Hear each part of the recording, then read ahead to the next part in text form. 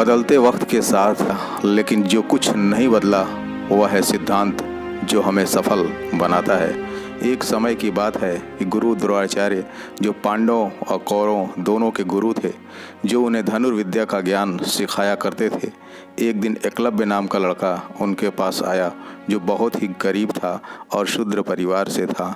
गुरु द्रोणाचार्य से धनुर्विद्या सिखाने का निवेदन करने लगा कि मुझे भी धनुर्विद्या का ज्ञान लेना है। यह अमूल्य ज्ञान मैं आपसे ही लेना चाहता हूँ। इस ज्ञान के लिए आप जैसा सर्वोत्तम गुरु इस धरा पर नहीं है। गुरु द्रोणाचार्य की अपनी व्यवस्था थी, कुछ कारण थे जिसकी वजह से वह उसे धनुर्विद्या का ज्ञान नहीं दे सकते थे। गुरु द्रोणाचार्य ने कहा, मैं तुम्हें धनुर्विद्या का ज्ञान नहीं दे सकता। तुम चाहो तो किसी और गुरु से इस धनुर्विद्या का ज्ञान ले सकते हो। एकलव्य के बार बार निवेदन करने के पश्चात भी जब गुरु द्रोण नहीं माने तो वह वहाँ से चला गया। इस घटना के घटित होने के कई महीने बाद जब एक दिन गुरु द्रोण अपने शिष्यों अर्जुन सहित जंगल की ओर जा रहे थे ताकि वह अपने शिष्यों को बेहतर अभ्यास करा सकें और निशाने लगाने की कला में निपुण बना सकें, उनके साथ एक कुत्ता भी था। कुत्ता थोड़ा और आगे जाने पर अचानक तेजी से भौंकने लगा। कुत्ता जोर से भौंके जा रहा था। काफ़ी देर भौंकने के बाद अचानक कुत्ते का भौंकना बंद हो गया।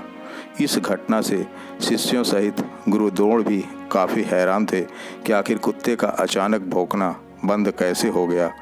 अर्जुन व गुरु द्रोण को लगा कि कुछ न कुछ गड़बड़ अवश्य है। ऐसा विचार करके गुरु द्रोण अपने शिष्यों के साथ उस दिशा में बढ़ गए जहाँ से कुछ समय पूर्व कुत्ते की आवाज़ आ रही थी।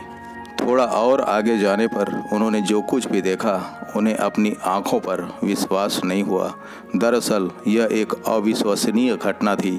उन्होंने देखा कि कुत्ते को बिना क्षति पहुंचाए ही किसी ने उसके मुख को वाणों से बंद कर दिया है। सबसे बड़े आश्चर्य का कारण यही था कि उन्होंने ऐसा ज्ञान अपने प्रिय शिष्य अर्जुन को भी नहीं दिया था। ऐसा ज्ञान तो सिर्फ मेरे पास है। अब तक यह अचूक ज्ञान मैंने किसी को दिया ही नहीं, तो यह असंभव संभव कैसे हो गया। ऐसा विचार करके वह अपने शिष्यों के साथ आगे बढ़े तो देखा सामने से एक लड़का हाथों में धनुष बाण लिए आ रहा है। गुरु द्रोण समझ गए कि इसी लड़के ने यह कारनामा किया है। उन्होंने एकलव्य से पूछा कि तुम्हारा गुरु कौन है और किसने तुम्हें इतनी अच्छी धनुर्विद्या का ज्ञान दिया, और धन्य हो तुम जिसने अपनी कुशलता और पराक्रम का प्रमाण बड़े ही अनोखे अंदाज में दिया है। एकलव्य ने कहा, गुरुदेव, इतनी अच्छी धनुर्विद्या मैंने आपसे प्राप्त किया है। आपके अतिरिक्त मैंने किसी को भी अपना गुरु नहीं बनाया। यह देखिए, मैंने आपकी मूर्ति बनाई है और हर रोज़ इसकी पूजा अर्चना व वंदना भी करता हूँ, और वंदना करने के पश्चात यहाँ अभ्यास करता हूँ। कड़ा अभ्यास करने के कारण ही मैं आज धनुष उठाने के काबिल बना हूँ और आपके सामने खड़ा हूँ। तब गुरु द्रोण ने कहा कि धन्य हो तुम एकलव्य, तुमने आज हम सबको सिखा दिया कि अभ्यास ही सबसे बड़ा गुरु है, और इसी अभ्यास ने ही तुम्हें सर्वश्रेष्ठ धनुर्धर बनाया है। दोस्तों, आवश्यकता इस बात की है कि आप जिस भी फील्ड में हैं, जो भी काम करते हैं, उस काम को बारंबार करें, और एक दिन ऐसा आएगा जब आप उस काम में पूरी तरह निपुण और पारंगत हो चुके होंगे, क्योंकि अभ्यास ही हमें जीवन की नई ऊंचाइयों तक ले जाता है। लक्ष्य को हासिल करने में भी इस अभ्यास का ही सबसे बड़ा योगदान रहता है।